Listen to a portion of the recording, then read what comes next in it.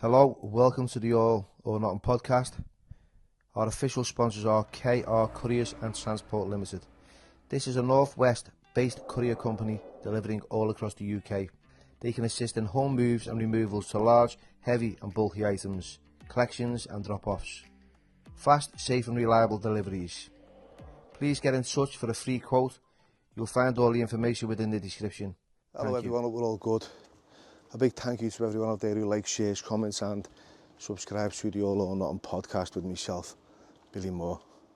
I'm going to introduce you to a guy called David Perry. He was a taxi driver, or still is, who took a terrorist unknowingly to Liverpool Women's Hospital November the 14th, 2021 with an improvised device that blew up just outside the Women's. This is the street where that attacker lived. I think his name was Ahmad al-Salween. He had a grievance with the Home Office because of being knocked back on asylum status, claimed his mental health was all over the place. The police even claimed that his mental health, you're having this, caused him to build that bomb. In this street, by the way, build that bomb. Make a decision to go to this hospital, the Women's where kids are, and blow himself up. Fuck all that bollocks. He knew what he was doing. Fucking hell.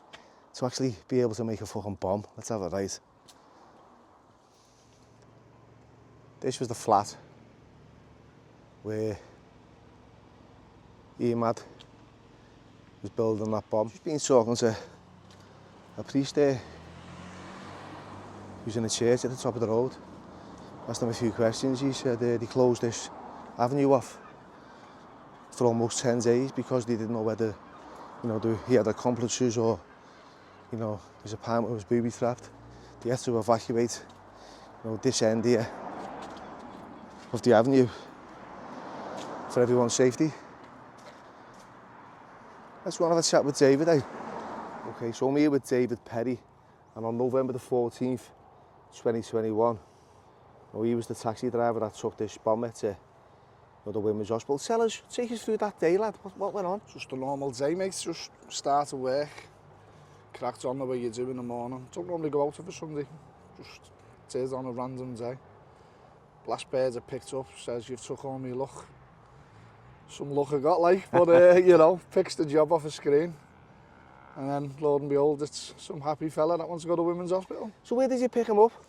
In Rutlands Avenue, just off Smithtown Road, down by Ully. So you picked him up, just a job in it, lad? Just a job. Obviously, he had me waiting a lot longer than what I normally wait for someone. Yeah. Couldn't pull away, someone had blocked me the other side, the top of the street, so I was kind of stuck with the job then, I couldn't escape it. Yeah. It was like it was always meant to. Did you think was there anything moody about it? Not at first. When he first got in and he says Women's Hospital, yeah, and he made me wait, I was thinking, something's not right here. Didn't you think he's got a bed there? No, or? you don't. I just thought the bear must have had a kid. So yeah. reverses out the road, flying up towards the Aussie, and it weren't until I started asking him questions and your bear has a baby, mate. And then next minute he's sloping behind the chair and going further down, and then I'm thinking, well, he's shrinking into the chair. Yeah, he's just disappeared into the corner. I'm thinking, has he got a knife here? Is he going to do a runner? Yeah.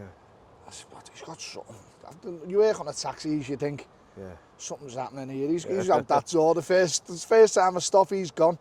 No, so went to that last 5 seconds, look in the mirror, big smile, holding a button. You did? Yeah, shit, I'm dead. Hit the brake. Yeah. Then. Was this outside the hospital? This is outside the Aussie. Then that was it. Then bang. So you see him through the back mirror there that he's got a. I just see him. Even to this day, I said to me bird after. I said I just see a big clown. Somewhere a big smile. Really? Absolute big smile. I just see him. He's just holding a button. Then, did he say anything? No. No, he just smiled. I just thought, oh, I'm dead here. Bam. Foot at the brake. That was it. What was the next thing you knew? Oh, flash your light. Everyone says they have that little godly thing, guys, there, flash your light. Couldn't see nothing in front of me, all white smoke. Didn't know the window gone out or nothing. Burning, I could just feel a pain. My ear felt like it was in another frigging car. Just smell, can't see nothing. Then just a little bit of light at the bottom of the door where the door had blasted. Yeah. And I just heard in my ear, get out. No one said get out, I just heard get out. And I just went, then bam, hit the door opened. A little fella ran over and just said, the bastard just blew me up. That was that. He died in the car, Yeah, didn't he was all over me, he was in me. Was he? Burned into me. I had to get tested for AIDS for 6 months after. Wow. Hepatitis, 12 months. Obviously, it doesn't come out right away, just processing the Aussie, getting your blood taken every 5 minutes. Because I seen the video footage like most people did. Yeah. Millions of people around the world must have watched it. Where like, you've like managed to get out that car.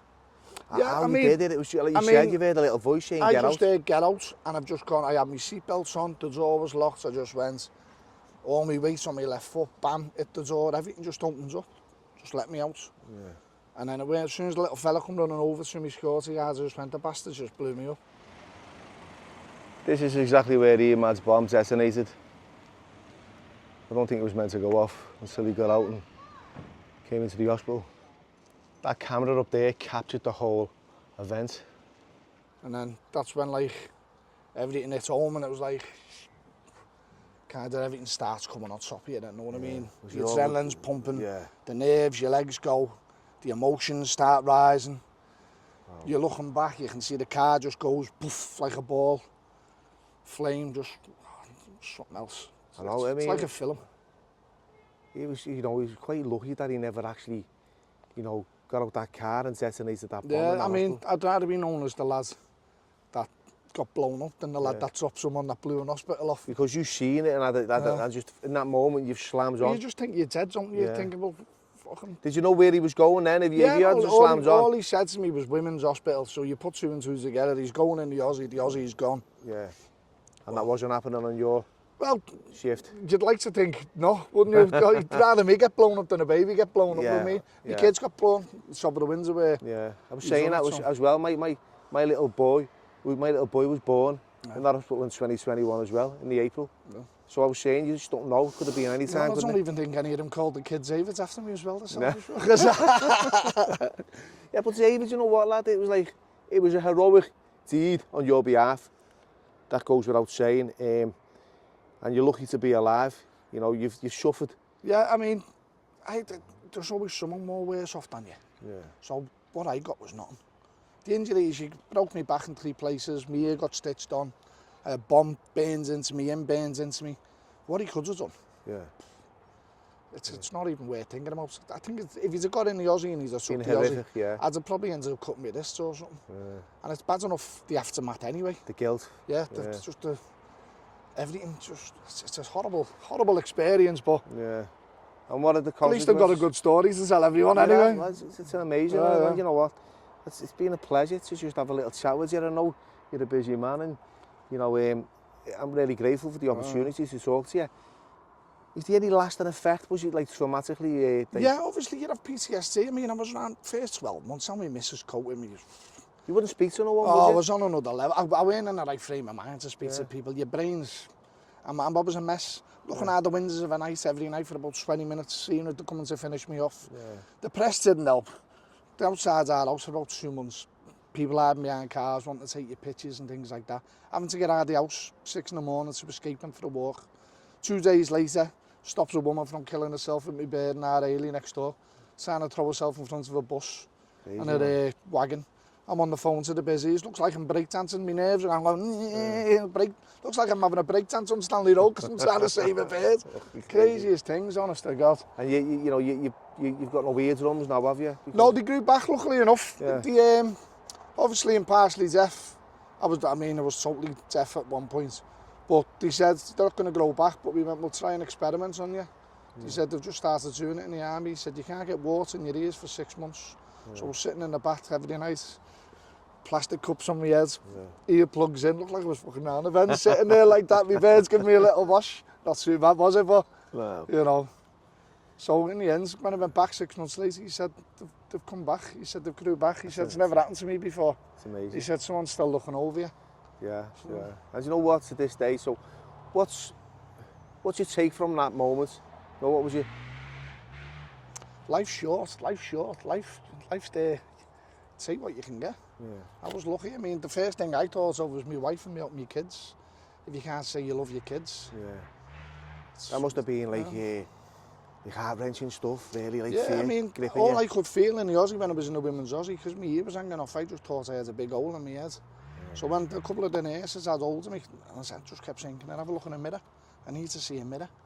So when I got my top off and that, I could see my ear was just hanging off and that, and I knew where the pain was, and then I thought, I wonder if something, my dad had a brain hemorrhage, and I thought, I wonder if my brain's all right. Yeah. So they had me back, got to Fazaki Aussie. My heart was pounding away, couldn't sit down on my bed, my nerves were just like that, so I had to stand up, just walking around the Aussie like nothing had happened. Everyone was looking at me, scratching their heads, listening in his head here. And as soon as I said to the fella, is that my brain on the screen? He said, yeah. I said, is it still there? He said, yeah. I said, is it all right? He went, yeah. I said, and then as soon as I heard that, I thought, I've got to get out of here. But as I was going up and down the Aussie in the corridor, they've got all kinds of dead people. Well, they're not dead, they're dying on the beds. And I had my head with the doctor, said, can you have my room? I need to go home. Yeah. So it took me about 3 hours to persuade them to get the beds in there. Was you in out the Aussie, yeah? Yeah, they just kept putting me up and down the corridor, and I was just passing people dying on the beds constantly, and I was thinking, they should have my room here. I don't need to be in that bit. It was a big, massive room. I thought, there's loads of compassion on your behalf there, mate, and loads, quite thoughtful, you know, what you're saying, and, you know, you're thinking of others before yourself. You know. When you know you're all right, you're all right, aren't you? Yeah. You feel it yourself, you think, I need this, I'm all right, I need to get home. And you could see people dying, and it's not a nice thing, and especially the NHS at the moment, it's struggling, innit? It is. So, hopefully, someone there might have got me bed and happy days. So David, when I was reading the reports, the police claimed that his mental health was an issue, and that, you know, from 2004 when he got rejected asylum, 2014, sorry, when he got rejected asylum, you know, it started to deteriorate. But, well, let's have a right, lad. You know what I mean? We all have mental health problems. Doesn't mean you're going to blow one up an hospital.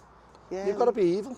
He's had to put a lot of thought into that, hasn't he? He was a clever man. You've got to be evil. You've got to have evil intentions, nothing else. He hasn't acted on impulse, has he? No, he's actually pulled the cab, he's had a bomb, he's rented a house on an apartment on Rutland Avenue solely to build that. Tesco cards. Yeah. So he didn't know his name was on it and buying the components online. Yeah. The Tesco card. Can't be, you've got to be a clever man. Yeah, so, you know, that doesn't wash with me, that mental health one. Everyone's got mental health issues. Doesn't mean you go and blow an Aussie up. Yeah. Doesn't mean you go and shoot someone, kill someone. You've got to be evil. You've got to have that in you. Yeah. Take another life, to take a life full of newborn babies. Yeah. That's just evil. Evil. Yeah. Nothing else but evil. Once again, thanks for watching.